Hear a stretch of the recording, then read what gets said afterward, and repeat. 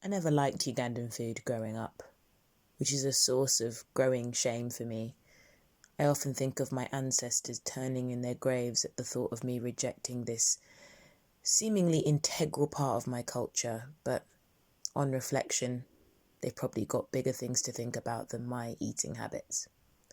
But what I did love was chapatis. My mum would cook them all the time, and I remember the smell of them frying on Saturday afternoons.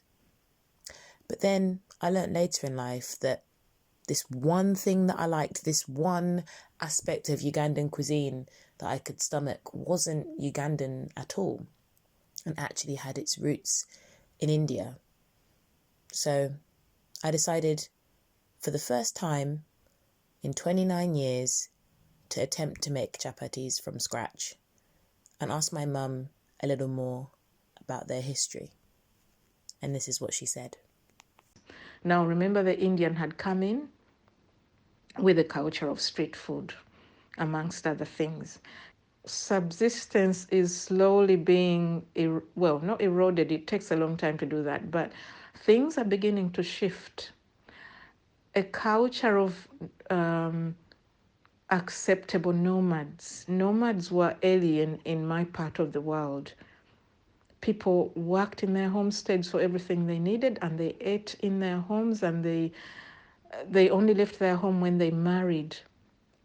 But now it was acceptable for somebody to live their life outside of their home, to go and work somewhere else. They needed to go somewhere to have a cup of tea or to have a drink. And along came the chapati and the samosa and the donut.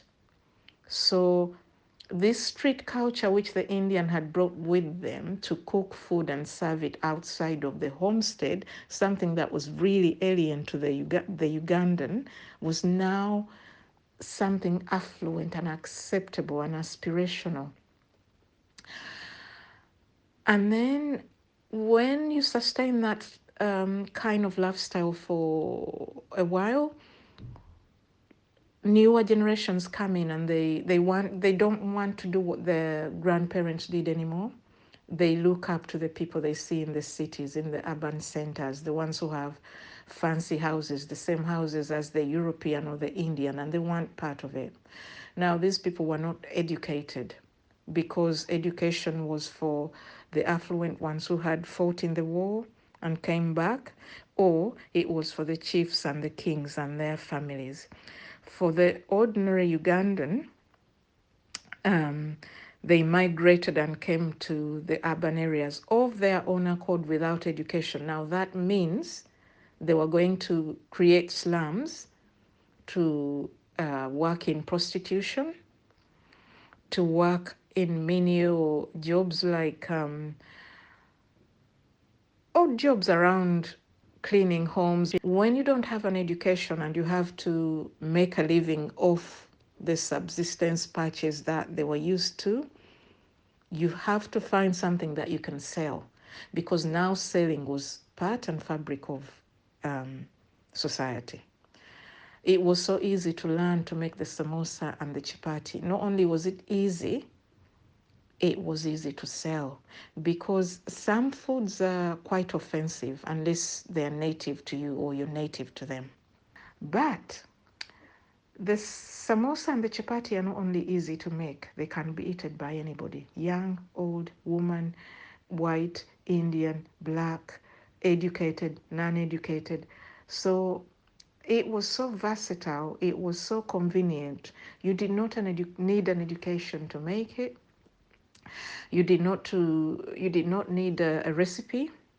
All you needed was water, salt, and flour. And even if you didn't know how to make it, you tried it once or twice, and there you are. You did not need an oven, you did not need a stove, you just need whatever form of fire you could find. And there was a ready market. Because now remember, as urbanization takes hold, there are many mouths to feed. They don't have the subsistence living anymore, so they need somebody to feed them. When they come out of working long hours wherever they're being given their odd job, they need somebody to provide that hot meal on the go, ready to go. It doesn't matter what tribe they are. this is a food that anyone can eat. So in that way, long and story of it is that the chapati, the samosa, the donut, they took hold. And wherever you go in East Africa, these foods are part and parcel of life. And when they have a party, when they have a get together, it doesn't matter what tribe you are, it doesn't matter what language you speak, you don't have to ask, what is this? You do see it normally when people go to parties and they ask, oh, what's this? How is it made? What do you. Nobody asks about that of donuts or chapatis or samosas anywhere in the world you go. Signs of the acceptable nomad are as follows: light film of grease on fingertips, self-loathing, stubborn, but manageable, like light dandruff or the wailing of a police car in the distance, hard foot soles and fleeting appetite, a certain musk in the clothes, each nail bed a fermenting seed, a mother myth living in the cupboard, humming a song stuffed in her mouth by her guardian reading children.